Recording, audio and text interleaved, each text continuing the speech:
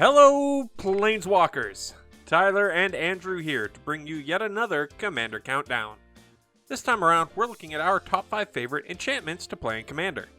But before we get into the list, Andrew has some honorable mentions that he'd like to touch on real quick. Cards that didn't quite make his list, but he wanted to mention anyways. Andrew? I found it tough to pick just 5 enchantments for this list. There are a bunch of enchantments I enjoy running in my decks, so I wanted to mention the ones that didn't make it onto my list. These cards are Mirror March, Burgeoning, Propaganda, and Rhystic Study. All excellent choices, to be sure. But with those out of the way, let's get started with my number 5. And of course, taking my number 5 spot is Kiora Bests the Sea God. Because I'm not happy unless my permanents cost at least 7 mana and need several turns to fully resolve. Kiora Bests the Sea God tickles all of those niches, being both an expensive card, especially for blue, and taking 3 turns to do everything that it wants to do. Granted, between the hexproof 8/8, the tapping of someone's board, and the theft of a permanent, what it wants to do is kneecap someone and take their car, but still, I'm easily seduced by big, flashy cards, and at 7 mana, this card is the biggest, girthiest thing that can seduce me. First for me is Fires of Invention, a card that is, in my opinion, a mono-red deck's dream. This card enables you to cast only 2 spells a turn, and you can only cast spells on your turn, but for those 2 spells, as long as their CMC is less than or equal to the number of lands you control, you get to play them for free. My favorite deck to use this in is Valduk, Keeper of the Flame. It lets you play Valduk for free as long as you're loaded with lands, as well as any artifacts and enchantments you have in your hand. This leaves all your mana open to pay those equip costs for your artifacts. This card isn't just good in Valduk, however. I can see it garnering lots of value in any red deck that features a lot of artifact equipment, like Dalakos, Crafter of Wonders. Ah yes, red, the color famous for its self-control.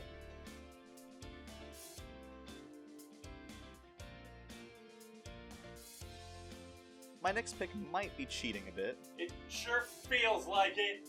But it is an enchantment. Nyxborn Ancient is an enchantment creature that causes every permanent you tap for mana to generate triple the mana instead. This card is just bonkers. It costs a whopping 7 mana to cast, but once you have it out, you're more than likely going to be able to play out the rest of your hand that turn or the next. The downside is that it's going to be the target of removal the instant it hits the field. That said, there are some ways of cheating it out to get more value out of it the turn you play it. My favorite instance of this is my Omnath Locus of the Royal deck, where I played Flood of Tears, returning every non-land permanent to its owner's hand, and then letting me put Nyxborn Ancient on the field for free, which enabled me to immediately rebuild my board with upwards of 30 mana left to spend. Couple this with a clone effect and you'll have yourself virtually limitless mana, as a second Ancient gives you 9 times that mana, and so on and so forth. That's disgusting. Ain't it? Back over here in the land of fair magic, we're looking at my number 4 spot, which is the first of 2 black enchantments because it's objectively the best color no matter what anyone says, looking at you, Andrew. It's totally not.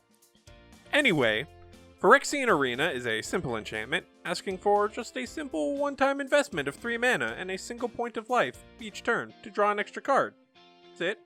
The arena represents everything that black wants to do, that being trading life for resources. No jokes here. This is just legitimately an amazing card, and I've never ended up in a situation where I'm sad to have drawn it. Not even at a time when it would absolutely kill me, because I would rather kill myself than let any of you filthy pigs do it.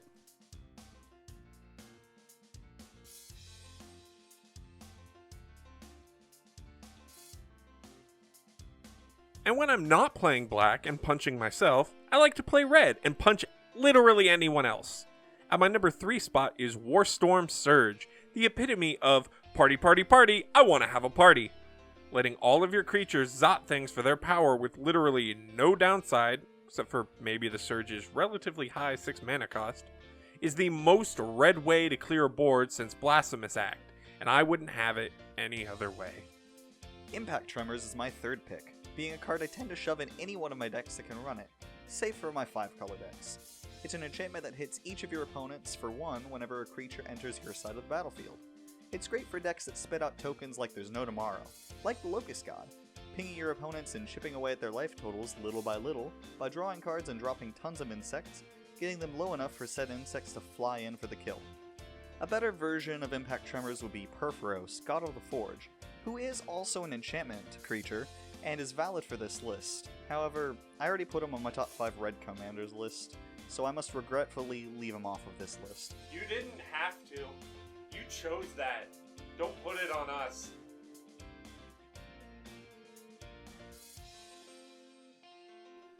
Speaking of cards that are shoved in any deck that can run them, Rhythm of the Wild stampedes into my number 2 slot. You only play Teamer! That is true. This card works wonders for red-green decks, letting your non-token creatures enter the battlefield with either haste or an extra +1/+1 counter on them. Need to run your opponents over immediately after playing some creature? Give them haste. Either can't attack or don't want to attack this turn? Make them bigger. Coupling this with any card that gives your creatures haste means that all of your creatures will get counters off of this card and haste. Unless, of course, you want your creatures to have double haste. Pro strats! Which, in that case, are you okay? Do you know how to play the game you're playing? No! Because double haste don't do nothing, my dude. And number 2 on my list is Simic Ascendancy. For those who know me, I love alternate win cons. And the Ascendancy is just that while also helping you build up your creatures, which in turn builds the Ascendancy even further. Commander is just rife with cards that can mass place +1/+1 counters on things, giving the Ascendancy no shortage of growth counters to get you closer and closer to that win. Hopefully no one naturalizes it though, or utter ends it, or mortifies it, or hits it with Nature's Claim, or bounces it, or... And coming back around to Magic's objectively best color, Andrew shut up, we close out with an old classic, Animate Dead. A cheap 2 mana to bring back anything to the battlefield with next to no downside.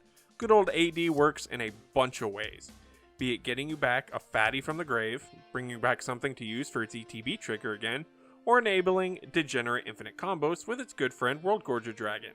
It's a very unique, yet still very powerful enchantment that will never go amiss in any black deck.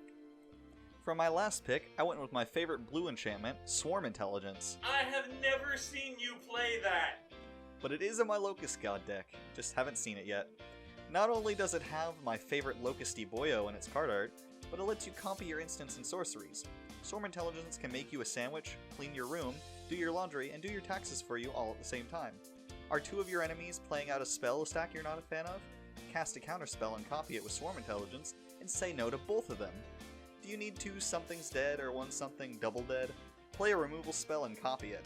Want to draw an absolutely obscene amount of cards with Pull From tomorrow, but your X cost is only 12, and you want to make even more cards? Well, you're in luck, because Swarm Intelligence has you covered. Really, this card can do it all, and that's why it's my number 1 favorite enchantment.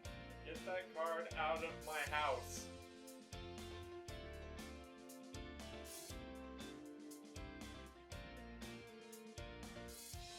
And I think that's what we're going to call it on enchantments for today. Were there any on here that were your favorites? Are there any that you wish would have been on the list? Be sure to let us know down in the comment section below. We're always looking for new cards to add to our decks. Andrew. And your fake Swarm Intelligence.